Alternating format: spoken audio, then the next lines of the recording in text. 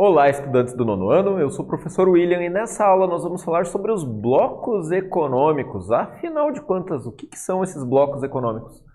O objetivo da nossa aula é localizar e conhecer os blocos econômicos existentes no mundo e também compreender a sua importância e o seu desenvolvimento, como eles se desenvolveram. Mas afinal, o que são os blocos econômicos e qual a importância deles na economia mundial? Nesse mapa aqui nós vemos os principais blocos econômicos do mundo. O Pacto Andino, que envolve todos os países cortados ali pela Cordilheira dos Andes. Nós temos o Mercosul, que envolve Brasil, Paraguai, Argentina, Uruguai e a Venezuela, que temporariamente está suspensa do nosso bloco. O NAFTA, antigo NAFTA, ele mudou de nome, que envolve os países da América do Norte, Estados Unidos, Canadá e México. A União Europeia, o mais integrado dos blocos econômicos. Bem, vamos lá. Afinal de contas, o que são esses blocos econômicos? Os blocos econômicos são associações realizadas por países em prol do desenvolvimento social, político e econômico de seus membros. Essas alianças são feitas principalmente para garantir ajuda mútua e desenvolver a economia de todos os envolvidos e causam impactos diretos às suas finanças pessoais. Então os blocos econômicos eles são uma forma que os países encontraram de alavancarem as suas economias. O primeiro bloco econômico que existiu foi a União Europeia, mas ela tinha um outro nome. Antes mesmo da União do Ferro e do Bronze, que envolvia Portugal, a União Europeia ela começa lá na década de 40, na verdade, com os países que haviam sido afetados por invasões alemãs durante a Segunda Guerra Mundial. Como, por exemplo, Holanda e Luxemburgo, que era o Benelux, o início do bloco. Ainda antes do fim da guerra, o Benelux ele tinha o objetivo de começar uma reconstrução dos países afetados por bombardeios alemães.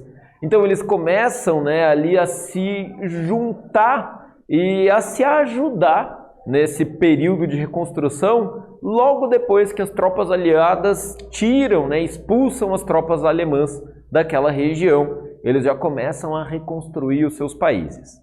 Bem, quando surgiram, na verdade os blocos começam ali nesse contexto da Segunda Guerra, mas eles só vão ganhar força mesmo depois do fim da Guerra Fria. Os blocos econômicos compreendem a formação de mercados regionais entre países a fim de dinamizar e integrar a economia de seus membros, através da livre circulação de mercadorias ou da redução dos impostos cobrados em importações. A tendência para a criação e difusão dos blocos econômicos em todo o mundo aconteceu após o término da Guerra Fria. Eles começam antes, mas eles expandem, ganham muita força depois do término. Isso vai acontecer principalmente porque durante todo o período da Guerra Fria, nós tínhamos o mundo todo dividido em dois grandes blocos. Aqueles países que eram apoiados pelos Estados Unidos e representavam o mundo capitalista, e os países que eram apoiados pela União Soviética e representavam o mundo socialista. O mundo ele era realmente dividido em dois nesse período. Nós não sabíamos aqui no Brasil, que era um país apoiado pelos Estados Unidos, o que estava acontecendo dentro da União Soviética. Acidentes como o de Chernobyl só foram ser divulgados para o mundo meses depois ao seu acontecimento, porque o mundo era muito fechado. E é por isso que só depois do fim da Guerra Fria é que os blocos econômicos eles passam a ter uma grande importância.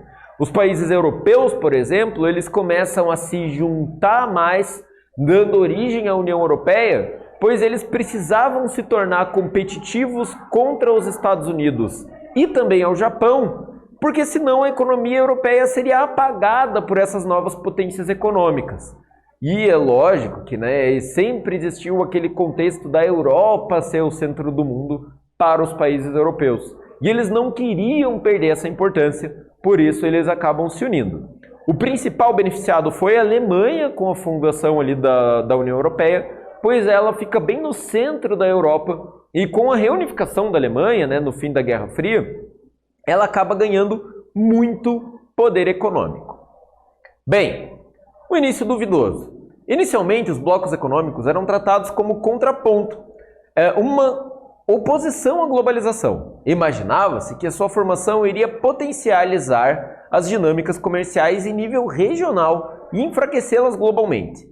No entanto, hoje se sabe que os blocos econômicos, na verdade, são um dos principais elementos que proporcionam a instrumentalização de uma economia em nível global. Então, no início pensava que os blocos eles acabariam fortalecendo políticas, como eu posso dizer, protecionistas, quando na verdade aconteceu o contrário. Comprovação do sucesso. Isso porque, além de integrar regionalmente os países, a formação dos acordos econômicos potencializa o comércio com o mercado externo, através de tarifas comuns e estratégias de mercado, visando atenuar os efeitos da concorrência e dinamizar as trocas comerciais. Então, os blocos eles buscam formas cada vez mais dinâmicas para realizar essas trocas comerciais entre os países do mundo. O primeiro acordo, como eu já havia falado, foi o Benelux, né? O primeiro acordo internacional entre países e a se constituir no mundo foi o Benelux, que seria uma semente para a formação da União Europeia. O Benelux consistia numa união comercial com a redução de tarifas aduaneiras entre Bélgica, Holanda e Luxemburgo. Bem, como os blocos são classificados, afinal de contas? A Zona de Livre Comércio é uma união aduaneira, aliás, a Zona de Livre Comércio, União Aduaneira e Mercado Comum, além da União Econômica e Monetária, que só a União Europeia conseguiu atingir esse status de bloco econômico, na verdade. Primeiro, Zona de Livre Comércio. Há uma redução ou extinção das tarifas aduaneiras entre os países de um mesmo bloco econômico. Nesse tipo de acordo, não se inclui outros elementos, como a adoção de uma moeda única ou a livre circulação de pessoas. Aí nós temos, por exemplo, o NAFTA, lá nos Estados Unidos, né? Estados Unidos, Canadá e México, onde existe uma zona de livre comércio, mas você não pode simplesmente sair do México e entrar no Canadá ou nos Estados Unidos, e vice-versa.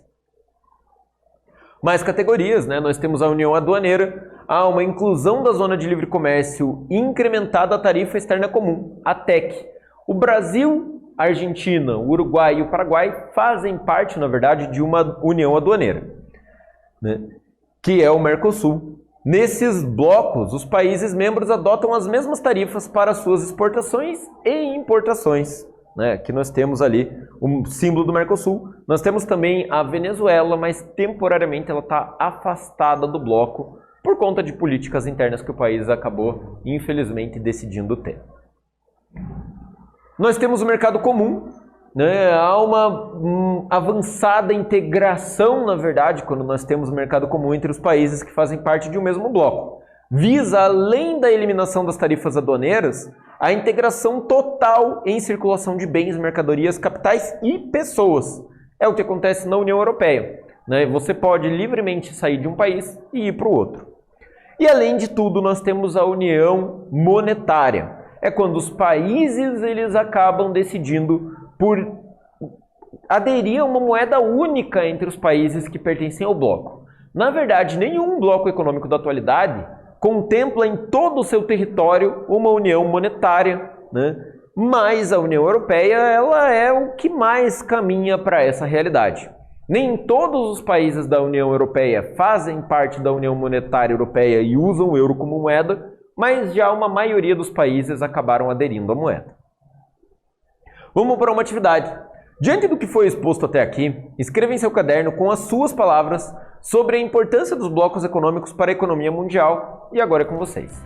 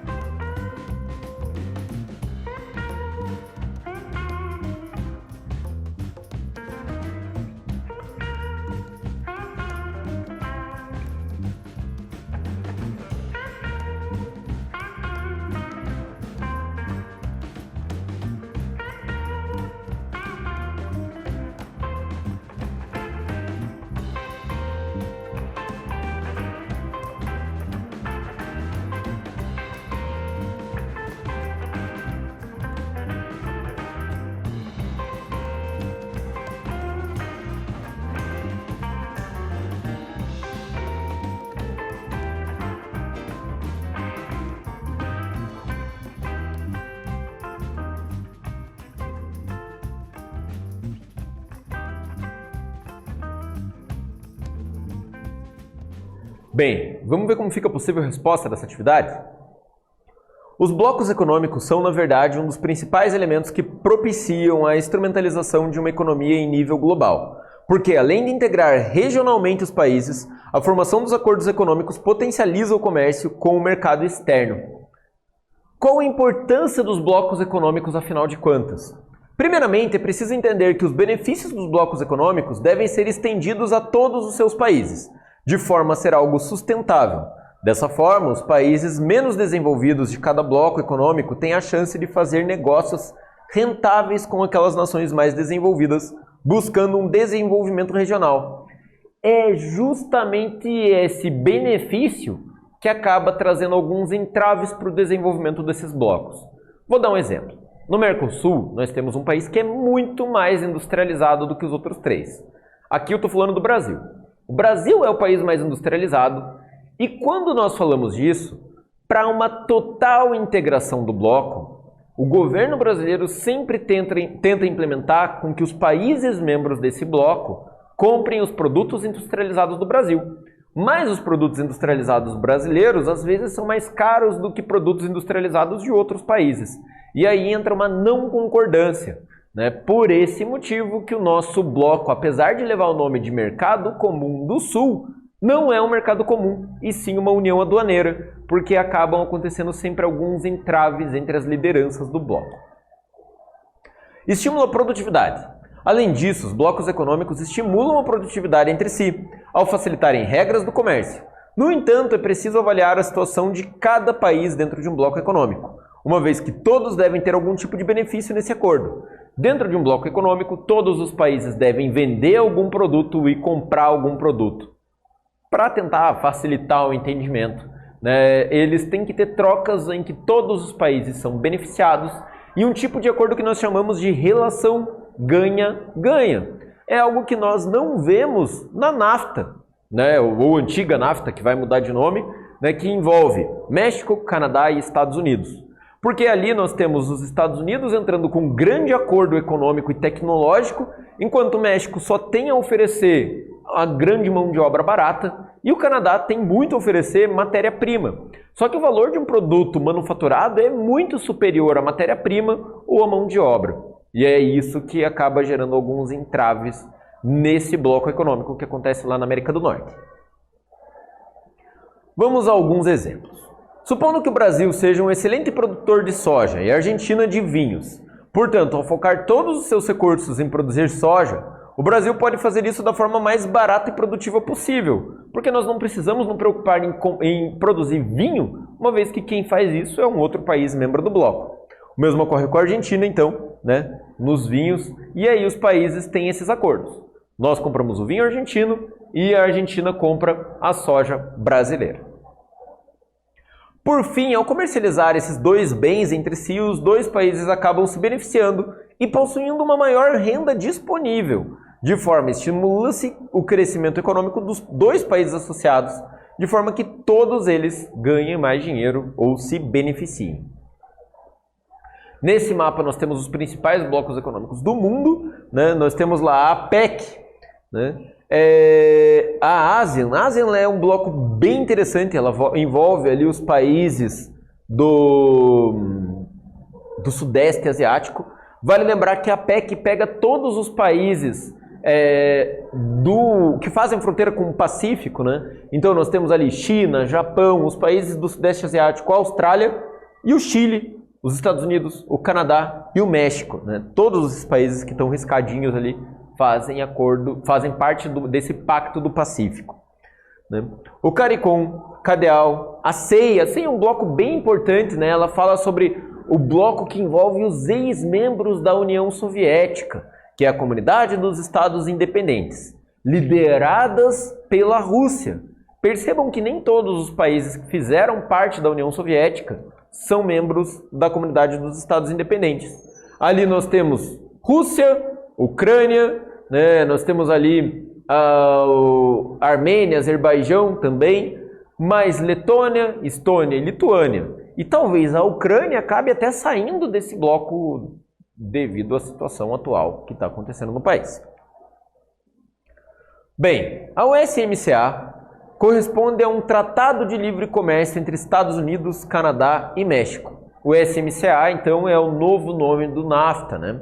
Que moderniza o antigo acordo chamado NAFTA, que vigorava desde 1994. A renovação do acordo comercial entre as três nações foi o pedido de Donald Trump, que alegava enxergar prejuízos para os setores econômicos dos Estados Unidos.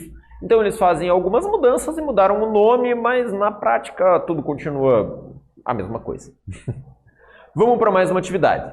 Com base no que estudamos até aqui, o que ocorre quando um bloco econômico é considerado uma união monetária?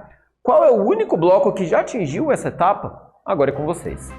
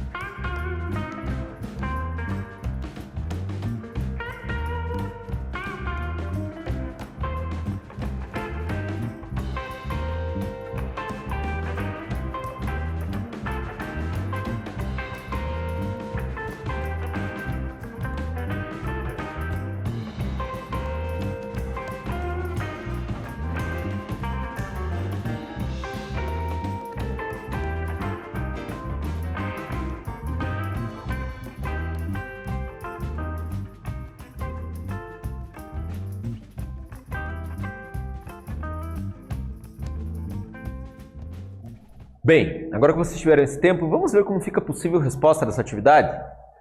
Os países do mesmo bloco passam a adotar uma moeda única de circulação entre eles, muitas vezes abrindo mão das moedas nacionais. Até a atualidade, a União Europeia é o único que já atingiu esse estágio de integração, mas ainda assim não ocorre em todos os países membros do bloco, pois alguns países ainda não aderiram ao euro. Bem, nessa aula nós localizamos e conhecemos os blocos econômicos mundiais, seu desenvolvimento e sua importância para a economia global e local. Eu espero que vocês tenham gostado da aula e até breve!